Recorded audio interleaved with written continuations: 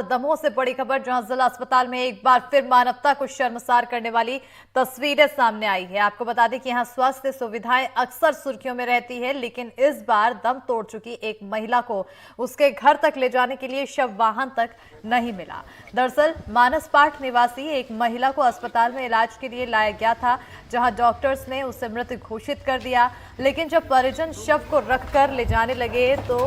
उन्हें गाड़ी तक नहीं मुहैया कराई गई। आपको बता दें कि पैसों की तंगी के चलते परिजन महिला के शव को रिक्शे में अपनी छाती से लगाकर ले जाने को मजबूर हो गए। तस्वीर उन दावों की पोल खोल रही है जिनमें स्वास्थ्य सुविधाओं का ढिंढोरा पीटा जाता है।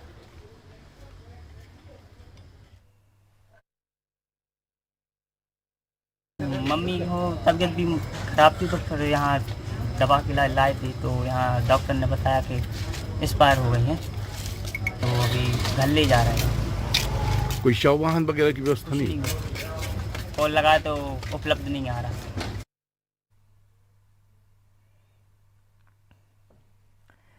तो सुना आपने किस तरह से जो व्यक्ति था जिसकी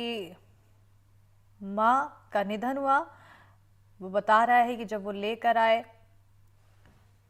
तो यहाँ पर महिला को डॉक्टर ने बताया कि वो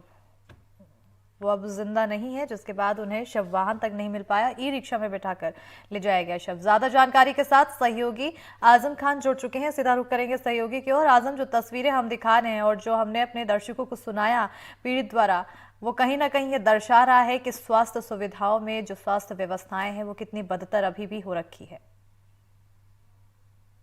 जाहिर तौर पर यह कोई पहला मामला नहीं है और इस मामले के बाद भी अपन ये नहीं कह सकते कि ये मामले थम जाएंगे। लगातार दमोह के अलावा प्रदेश से इस तरह की तस्वीरें सामने आ रही हैं और ये कल देर रात का मामला है, जब एक गरीब व्यक्ति जो दमोह के शहर की सीमा में लगे हुए सीता बावली इलाके से अपनी एक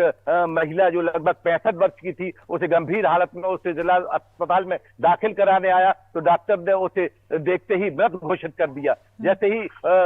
परिवार के लोगों को पता चला कि उसकी मां की मौत हो गई है, तो उन्होंने थोड़ी देर इंतजार किया और लगातार घर वापसी के लिए शव वाहन की तलाश की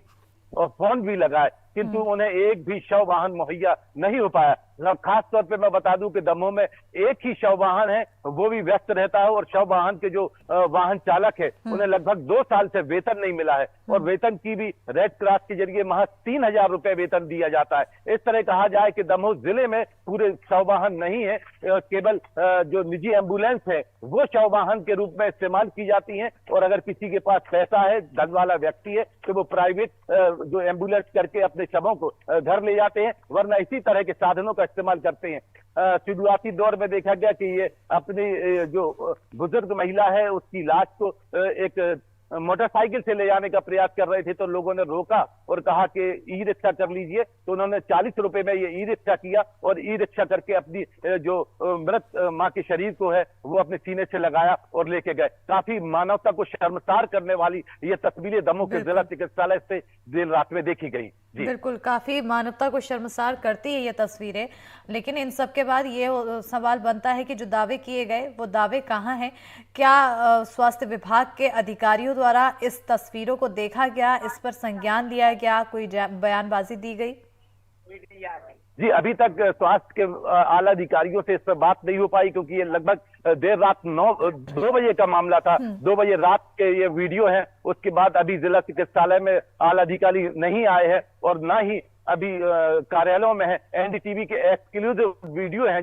जो दर्शकों को पहली बार दिख रहे होंगे। ऐसी तस्वीरें ये नहीं कि आज पहली बार दिखी है, हालांकि दमोह चिकित्सालय और अन्य जिलों से भी इस तरह की तस्वीरें मानवता को शर्मसार करने वाली सामने आई हैं और ये तस्वीर देर रात लगभग 2 बजे की है, जब एक व्यक्ति अपने परिवार के साथ एक मृत महिला को लेकर सीने में जो है लपेट कर और जो ई रिक्शा है उस पर रख के ले जाते हैं। बड़ा मानवता को शर्मसार करने वाला ये दृश्य और स्वास्थ्य महकमे की ये एक बड़ी एक पोल खोलती हुई जिला चिकित्सालय की तस्वीरें जो एनडीटीवी आपको बिल्कुल विभागीय अधिकारियों की यहाँ पर कहीं ना कहीं लापरवाही दिखाई देती है और अब उदासीनता ये है कि इस पूरे मामले से अभी बाखबर हैं। लेकिन अब जिम्मेदारी यहाँ पर जनप्रतिनिधियों की भी होती है जो वोट मांगने तो आते हैं, वोटिंग होने के बाद जीतने के बाद फिर गायब हो जाते हैं और तस्वीरें कुछ ऐसी सामने आती है जो हम अपने दर्शकों को बार बार दिखा रहे हैं। जाहिर तौर पर दमोह से 2 मंत्री हैं, लखन पटेल एक मंत्री है, दूसरे धर्मेंद्र सिंह लोधी 2 मंत्री हैं। दमोह जिले से 2 मंत्री होने के बावजूद भी एक भी शव वाहन उपलब्ध नहीं हो पाया। ये न केवल दमोह की जनता को बल्कि जनप्रतिनिधि को भी शर्मसार करने वाली घटना है और इस पे जिला प्रशासन को और जो जिला अस्पताल के प्रबंधन को, मुख्य चिकित्सा एवं स्वास्थ्य अधिकारी को इस पर ध्यान देना चाहिए और हमेशा एक टोल फ्री नंबर होना चाहिए जिस पर शव वाहन उपलब्ध हो सके और जिस तरह 108 की सेवाएं, जननी एक्सप्रेस की सेवाएं लोगों को दी जाती है निश्चित रूप से, इस तरह की सेवाएं जरूरी है कि हर जिला अस्पताल में कम से कम 1 या 2 वाहन हो जिससे शवों को कम से कम इस तरह शर्मसार होते हुए नहीं देखा जाए। लोग हतप्रत थे, लोग देख रहे थे, वो